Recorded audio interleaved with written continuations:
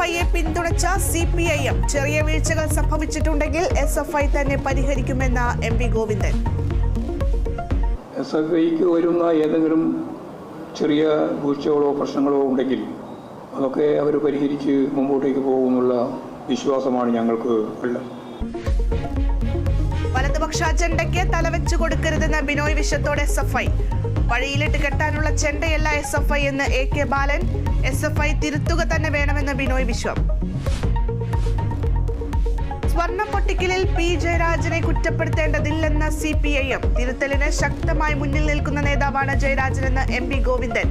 തെറ്റായ പ്രവണതകളെ party അംഗീകരിക്കുന്നില്ലെന്നും CPIM സംസ്ഥാന secretary.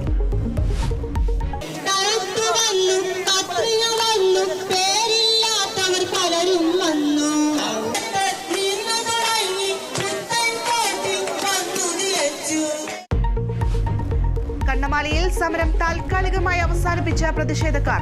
നടപടി ജില്ലാ കളക്ടറുടെ ഉറപ്പിന്റെ അടിസ്ഥാനത്തിൽ പ്രശ്ന പരിഹാരത്തിന് ചൊവ്വാഴ്ച യോഗം ചേരും. കടലാക്രമണം തടയാൻ ടെട്രോപോഡുകൾ ഉൾപ്പെടെ സ്ഥാപിക്കണമെന്ന് പ്രതിഷേധക്കാർ. നീറ്റ് PG പരീക്ഷാ തീയതി പ്രഖ്യാപിച്ചു. ഓഗസ്റ്റ് 11-ന് 2 ഷിഫ്റ്റുകളിലായി നടക്കും. പരീക്ഷ റദ്ദാക്കിയത് ചോദ്യപേപ്പർ ക്രമക്കേടിനെ തുടർന്ന്.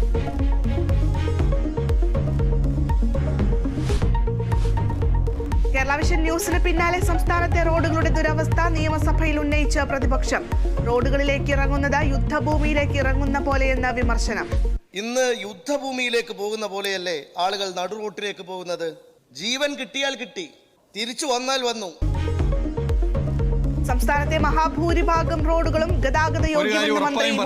സംസ്ഥാനത്തെ റോഡുകളിൽ മഹാഭൂരിപക്ഷവും പൂർണ്ണ ഗതാഗത യോഗ്യമാണ്. സർ, ചെറിയൊരു ബുദ്ധിമുട്ട് പോലും ഉണ്ടാകാൻ വേണ്ടി പാടില്ല ജനങ്ങൾക്ക് എന്നുള്ളതാണ് ഞങ്ങളുടെ കാഴ്ചപ്പാട്. കുണ്ടും കുഴിയും നിറഞ്ഞ തൃശൂർ എടത്തുരുത്തിയിലെ കുട്ടമംഗലം അയ്യപ്പൻ പടി റോഡ്.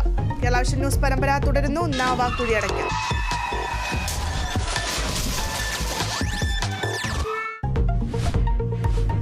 ബ്രിട്ടനിൽ ലേബർ പാർട്ടി അധികാരത്തിലേക്ക്. തെരഞ്ഞെടുപ്പിൽ ഋഷി സുനക്കിന്റെ കൺസർവേറ്റീവ് പാർട്ടിക്ക് കനത്ത തിരിച്ചടി. ബ്രിട്ടീഷ് പാർലമെന്റിലേക്ക് ആദ്യമായൊരു മലയാളി. തെരഞ്ഞെടുക്കപ്പെട്ടത് കോട്ടയം സ്വദേശി സാജൻ ജോസഫ്. പരസ്പരം പുകഴ്ത്തി തൃശൂർ കോർപ്പറേഷൻ മേയറും സുരേഷ് ഗോപിയും. രാഷ്ട്രീയം മറന്ന് വികസനം കൊണ്ടുവരാൻ ശ്രമിച്ച വ്യക്തിയെന്ന സുരേഷ് ഗോപി. ജനം സുരേഷ് ഗോപിയെ വിജയിപ്പിച്ചത് വലിയ പ്രതീക്ഷയോടെയെന്ന് MM വർഗീസ്.